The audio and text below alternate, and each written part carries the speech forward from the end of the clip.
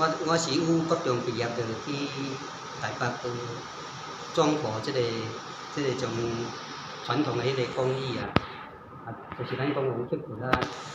因为刻骨吼，才有接触到咧混线雕即种传统的迄种工艺看到咱算讲混线雕即个技艺吼，当然是咱新闻内顶看会到嘛。我就用20年前我就开始思考讲，免安甲即个混线雕会当，互较侪人来了解，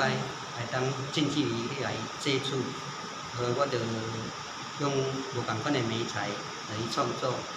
这当作是一项的艺术品，嘛会当甲这个艺术融入咱的生活当中。很重要的一个木雕的一个工艺师，它也是我们云林县非常重要的一个瑰宝。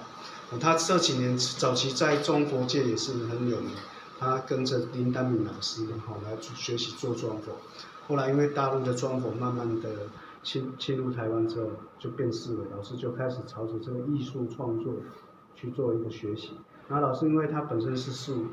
台西人，然后现在是住在西游，乡间的一些生活环境引发老师很多人生的一个体验，然后老师就开始从事我们在地乡间的一个创作，像我们刚刚看到的作品有非常多是我们儿时的一个记忆，对，然后老师不仅仅是把乡村的这个生活记忆、生活的艺术呈现出来，它其实在很多像我们刚刚看到的这个想飞还有这个女友四海这种作品，其实也是本身它是一个意境的一个呈现。然后我们即摆涂面涂啦，是讲啥物柏油路啦，拢嘛像咧涂涂即摆你若有讲到淡是佮即摆伊就咱就行去跋倒嘛，所以即摆伊就当下你就是，但是是咱的车咧刹车，伊是龙果木，伊很特别，